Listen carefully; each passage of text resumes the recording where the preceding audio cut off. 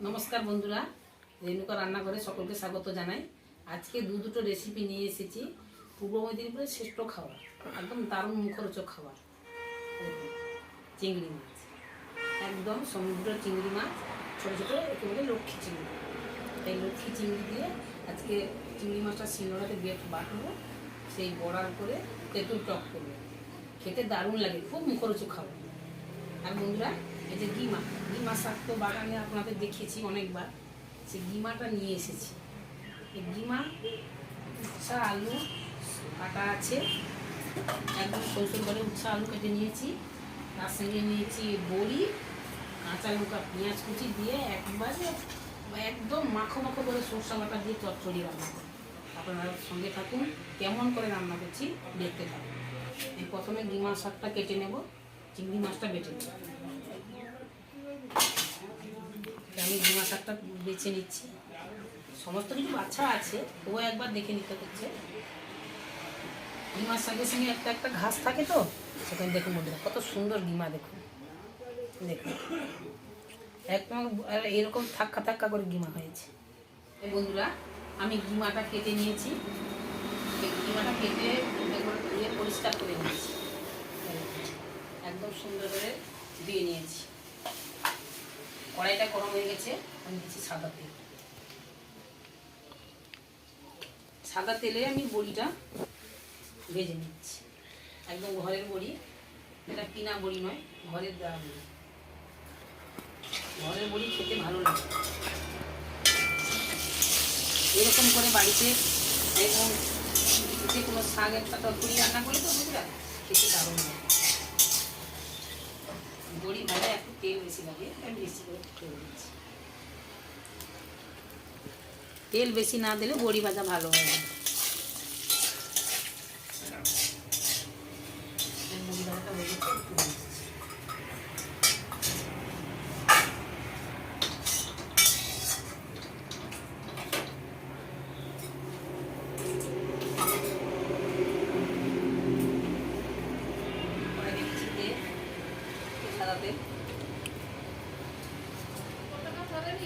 ফুটনে দেবো গোটা জিরে,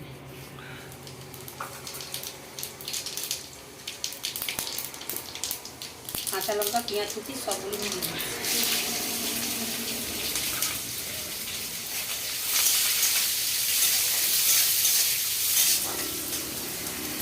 এটা একটু ভালো করে ভাজা হলে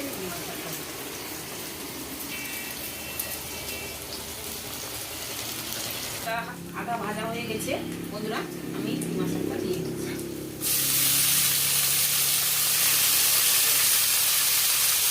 এই কাটা আলু বেগুনটা দিয়ে দিচ্ছি। শীতের সময় এসব রান্না খুব খেতে খুব ভালো লাগে। যতই মাছ রান্না করো না বন্ধুরা, সবজি তরকারিটা খেতে দারুণ লাগে।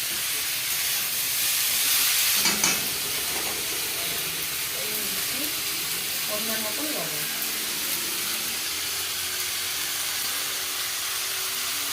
একটু হলুদ,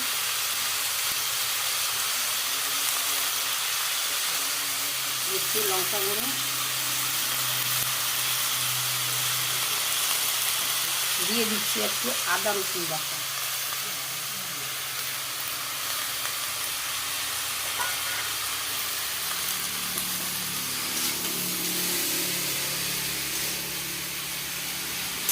দিচ্ছি 5 মিনিট ঢাকা। বন্ধুরা, একান্ত গিমা শাকটা হচ্ছে, তেতো শাকে চচ্চড়ি হচ্ছে। আমি এখন এই লক্ষ্মী চুমুরটা আমি বেটে নিচ্ছি।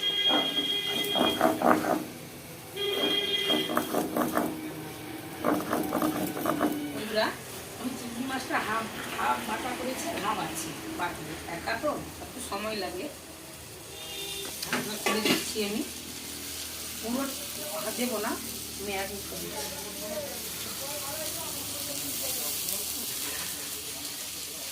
একটু দিয়ে দেবো। আমি এই যে ভাজা বড়িগুলো একটু হাতে গুঁড়ো করে দেবো। এটা দিয়ে দিচ্ছি আমি এই সরষা বাটা।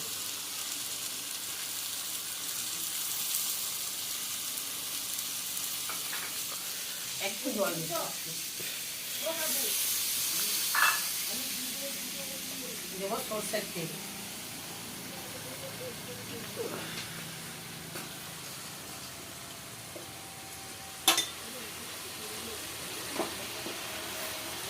এরকম যদি আপনারা বাড়িতে বানিয়ে খান দারুণ লাগবে খেতে।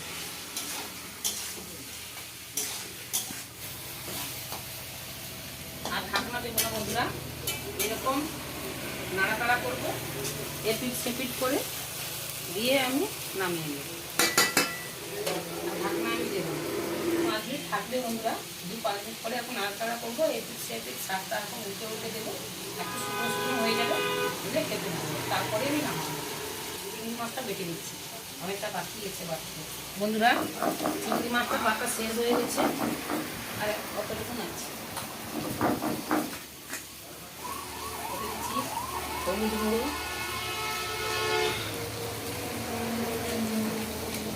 লঙ্কা গুঁড়ো,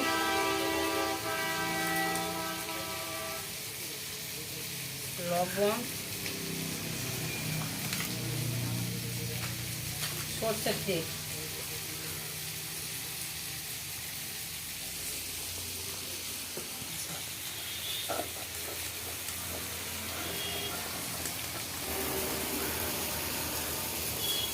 ভালো করে মাখানো হয়ে গেছে, আমি শাকটা রান্না করা হয়ে গেছে প্রায়, আমি দেখছি।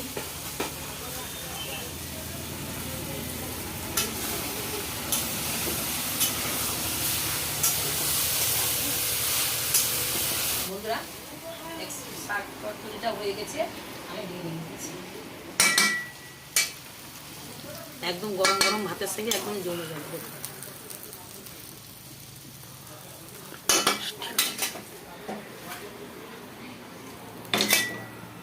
বন্ধুরা আমি তো ডিমার সঙ্গে তরকারিটা তো রান্না করে নিলাম, এবারে আমি এই চিংড়ি লক্ষ্মী চিংড়ি টক রান্না করব। এই টক রান্না করার জন্য আমি কী কী দিচ্ছি আপনার, কড়াইতে দিচ্ছি সর্ষের তেল, ফোড়নে দিলাম শুকনো লঙ্কা,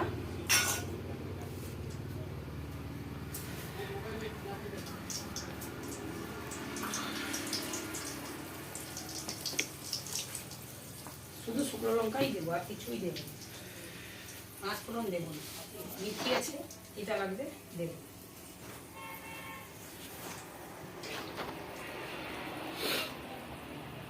আমি জল নিয়ে তেঁতুল জলটা করবো। এটা আমি নিয়েছি 75 গ্রাম মতন তেঁতুল, এটা একদম পুরনো তেঁতুল, কালো তেঁতুল একদম। আমি কড়াইতে তেঁতুল জলটা দিয়ে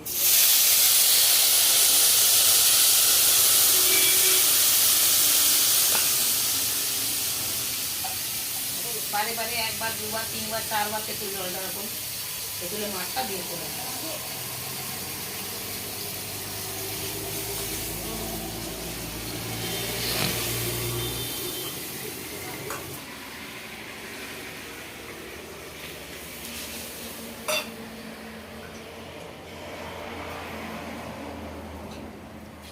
এই জলে হয়ে যাবে।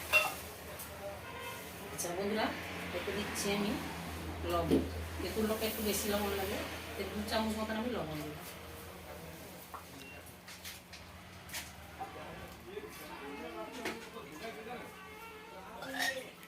তারপরে দেবো আমি হলুদ গুঁড়ো, তেঁতুলটাকে একটু বেশি করে হলুদ দেওয়া দিলে তেঁতুলটাকে কালারটা আসে, না হলে একদম কালো তেঁতুল তো কালো হয়ে থাকে, আর একটু হলুদ রঙ হবে না, তার জন্য একটু বেশি করে তেঁতুল দিতে হচ্ছে। ফুট আসুক তারপরে এতে দিচ্ছি আমি কাঁচা লঙ্কা, হাতে এখন ফাটিয়ে দিচ্ছি মাছ,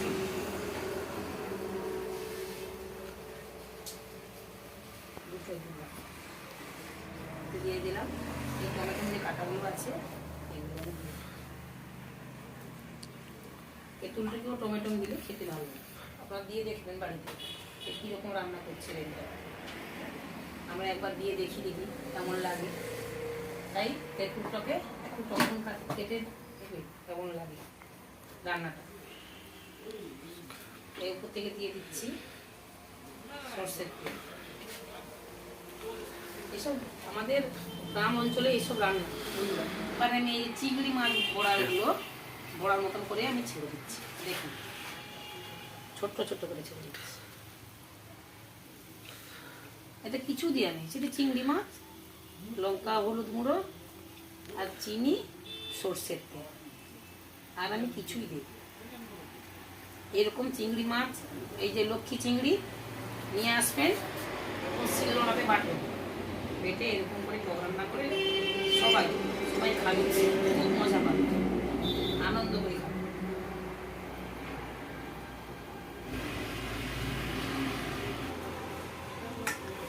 শেষ হয়ে গেছে, আর কিছু নেই, দিয়েছি। এবারে কম গ্যাস দেবো, আস্তে আস্তে করে। বন্ধুরা, আজকে দুটো রেসিপি আপনাদের দেখাচ্ছি। একটা হচ্ছে কেতো শাক, গিমা শাক, অনেকে কেতো শাকই বলে, অনেকে গিমা শাকও বলে। তাই আমরা তো গিমা শাক বলি, তার জন্য তেতো শাকও বলুন আর গিমা শাকও বলুন। এই শাকের একটা চচ্চড়ি রান্না করেছি বড়ি টড়ি দিয়ে। আর এই যে চিংড়ি মাছ, লক্ষ্মী চিংড়ি, এই লক্ষ্মী চিংড়ি বড়াল দিয়ে পুকুল টক। আপনাদের যদি অবশ্যই ভালো লেগে থাকে, লাইক শেয়ার কমেন্ট করে অবশ্যই জানাবেন। আর পুরো ভিডিওটা দেখবেন, কিন্তু সবার সাথে সাবস্ক্রাইব করে দেবেন। বন্ধু হয়ে থাকবেন, আমার পরিবার হয়ে থাকবেন আপনারা। ওকে একটু চিনি দিচ্ছি, টকটা একদম টক করে ফুট খাচ্ছে, টক করে ফুট খাচ্ছে। আর ভাতটাও বাড়তে ইচ্ছে হচ্ছে, তাই আমি চিনি 2 চামচ মতন দিলাম। দেখুন কত সুন্দর চিংড়ি মাছ হবে। এতে চিংড়ি মাছ, এতে এই ছোটো ছোটো চিংড়ি এরকম টক রান্না করলে খেতেও দাম লাগে। দেখুন আমি একটা তুলে দেখাচ্ছি, দেখুন চিংড়ি মাছের বড়ালের টকটা দেখুন। আরও একটা আমি উঠে দেখাচ্ছি, দেখুন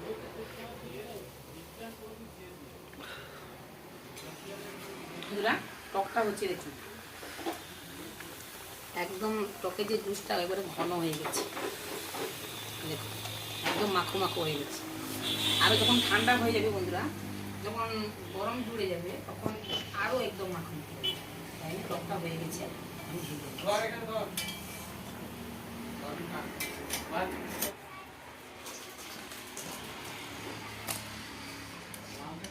বন্ধুরা একটু টকটা খেয়ে দিচ্ছি আর আপনাদেরকে দেখাচ্ছি।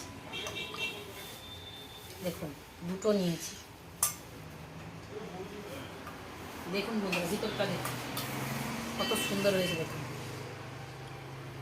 দেখি একটু খেয়ে, দারুণ দারুণ।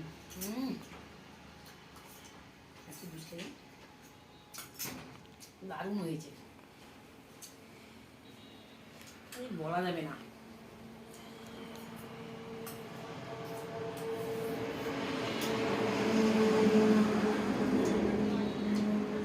এত সুন্দর নরম হয়েছে আর সুন্দর হয়েছে।